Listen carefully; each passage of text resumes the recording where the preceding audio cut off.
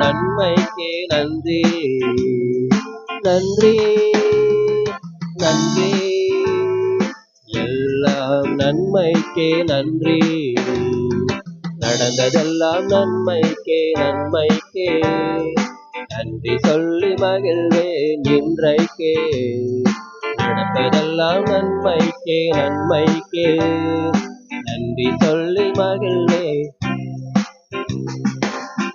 ஹல்லேலூயா. ஆகவே நம்முடைய வாழ்க்கையில நடக்கிற நன்மையோ தீமையோ எந்த காரியமோ ஆண்டவராய் இயேசு கிறிஸ்துவை நம்பி விசுவாசித்து வாழும் பொழுது நம்முடைய வாழ்க்கையில வருகிற எல்லாமே நன்மைக்கு ஏதுவாக நடக்கும். ஹல்லேலூயா. யோசேப்பு தேவனை நம்பி வாழ்ந்தான். யோசேப்பு தேவனை சார்ந்து வாழ்ந்தார். அவருடைய வாழ்க்கையில அநேக தீமைகள் வந்தது. இது எல்லாருக்கும் பொருந்தாது.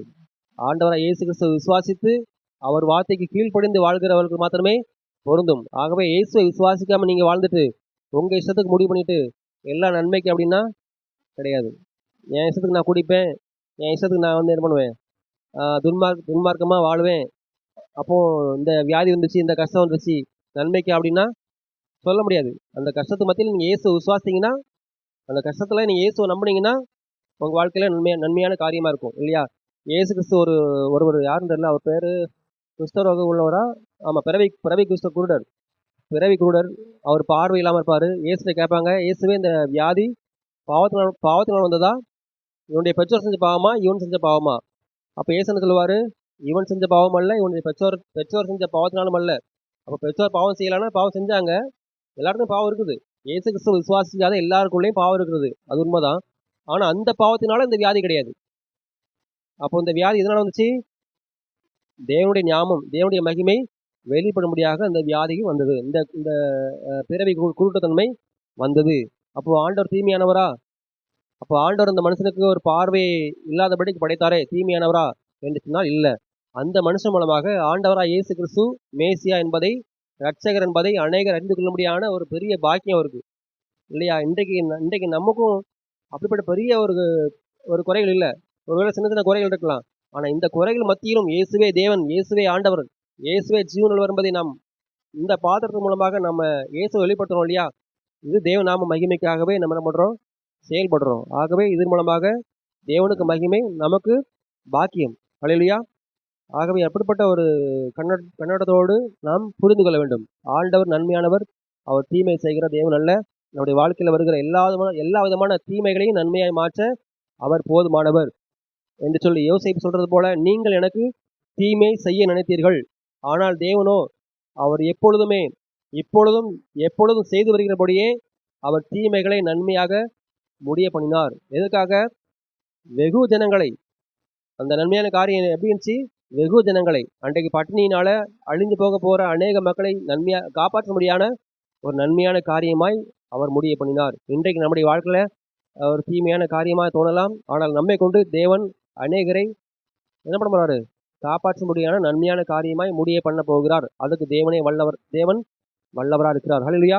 என்பதற்கு யோசேப்புடைய சம்பவம் நமக்கு சாட்சியாக இருக்கிறது. இன்னும் அநேக காரியங்கள் இருக்கும் இல்லையா. ஆகவே அப்படிப்பட்ட நன்மையான காரியங்களை செய்கிற ஆண்டவர் நம்முடைய வாழ்க்கையிலும் உங்கள் வாழ்க்கையிலும் எல்லா விதமான தீமைகளையும் நன்மையாய் மாற்ற போதுமான தெய்வமாக இருக்கிறார். அவரை விசுவாசிக்கும் பொழுது, அவரை நம்பி அவரை சார்ந்து வாழும் பொழுது. ஹல்லேலூயா. ஆகவே கசப்புகளை மாற்றி விட்டீர் நன்றி, மன்னிக்கும் மனம் தந்தீர் நன்றி. அருமையான வார்த்தைகள் போட்டிருக்காங்க. இன்றைக்கு அநேக மக்களுக்கு இந்த மன்னிக்கிற மனசு, மன்னிக்கிற இருதயம் வரமாட்டேங்குது இல்லையா. இப்போ இந்த இருதயத்தை ஆண்டவர் நமக்கு தர வேண்டும், அதை நாம் கேட்க வேண்டும். ஆண்டவரே, அவங்கள மன்னிக்க முடியல என்று சொல்லி நாம் கேட்கணும். ஒருவர் சொல்லுவார், ஆண்டவரே உங்களை விசுவாசிக்க முடியலையே என்று கேட்பாரு. அது உண்மைதான். இன்றைக்கு அநேகருக்கு இயேசுவை விசுவாசிக்க முடியல, இயேசு சொல்றது போல வாழ முடியல. அதுக்கு என்ன பண்ணணும்? இயேசுகிட்ட கேட்க வேண்டும். அன்றைக்கு இயேசு கிறிஸ்து என்ன பண்ணாரு? சரி, உன்னோட குறைகளை மாற்றேன்னு சொல்லி விசுவாசத்தை துவக்கினார். விசுவாசத்தை துவக்கிறவரும் விசுவாசத்தை முடிக்கிறவருமா இருக்கிற இயேசு கிறிஸ்துன்னு பார்க்குறோம். அவரால் செய்யக்கூடாத காரியம் ஒன்றுமே இல்லை. நம்ம கேட்கணும். இன்றைக்கு அநேகர் மனசுக்குள்ள வச்சிருக்கிற மன்னிக்க முடியாத கசப்புகள், வைராக்கியங்கள், பழைய காரியங்கள் குப்பை போல மனசில் வச்சிருக்கிறதுனால தான் நமக்குள்ள ப்ரெஷர், பிபி, இன்னும் அநேக வியாதிகள் வருது. அப்போ இதெல்லாம் என்ன பண்ணணும்? எடுத்து போடணும். ஆண்டவரே அவங்கள மன்னிக்க சொல்லிட்டீங்க, என்னால் மன்னிக்க முடியல, அவங்க எவ்வளோ பெரிய காரியம் பண்ணிட்டாங்க, அப்படி யோசிக்கக்கூடாது. ஆண்டவர் மன்னிக்க முடியல, நான் மன்னிக்க உதவி செய்யுங்க என்று சொல்லும் பொழுது நம்முடைய இருதயத்தை மாற்றுவார், நம்முடைய சிந்தையை நமக்காக மாற்றுவார். ராஜாக்களுடைய இருதயத்தை ஒரு நீர்க்கால்களை போல திருப்ப ஆண்டவர் வல்லவர். ஹல்லேலூயா. அப்படிப்பட்ட ஆண்டவர் நமக்கு ஒரு புதிய இருதயத்தையும் நமக்கு தருவார். சவுல் இல்லையா, சவுல் வந்து கழுதை தேடி போனாரு. கழுதையை தேடி போன சவுளுடைய இருதயத்தை ஆண்டவர் புதிதாய் மாற்றினார். அப்படி மாற்றப்பட்ட பொழுது அவர் தீர்க்கதரிசனம் உரைக்கிறாரு, அந்நிய பாஷையை பேசிட்டே போறாரு இல்லையா. ஆகவே நம்முடைய ஆண்டவர் நம்ம கேட்கும் பொழுது அவரால் எல்லாவற்றையும் நம்ம மாற்ற முடியும். கடினமான இருதயத்தை நம்ம இந்த உலகத்துல வாழ்ந்து வாழ்ந்து வாழ்ந்து மற்றவங்களை பார்த்து பார்த்து நம்முடைய இருதயங்கள் சிந்தைகள் எல்லாம் என்னாச்சு, மனசாட்சி கல்லா மாறுது, நம்முடைய இருதயம் அது கடினமாய் மாறுது, நம்முடைய சிந்தை மாறுது. எல்லாரும் இயேசுவுக்கு வாழ்றாங்க, எல்லாரும் இயேசுவை போல மாறுறாங்க. என்னால மாற முடியல. அதுக்கு என்ன காரணம்? நம்முடைய சிந்தை, நம்முடைய இருதயம் இன்னும் மாற்றப்படவில்லை. அப்ப நீங்க என்ன பண்ணணும்? ஆண்டவரே உங்களை போல மாறணும்னு ஆசைப்படுறேன் என்று ஆசையாய் நீங்க கேட்டீங்கன்னா நிச்சயமாக பரிசுத்த ஆவியானவர் உங்களுக்கு உதவி செய்வார், உங்களை நடத்துவார். அல்லேலூயா. அடுத்த பாடல பாடுவோமா? அப்படி மாறும் பொழுது நம்ம என்ன பண்ணுவோம்? கர்த்தரை போற்றி பாடுங்கள் அப்படின்னு சொல்லி சொன்னது போல கர்த்தரை நாம் பாடுவோம், துதிப்போம். அவர் செய்த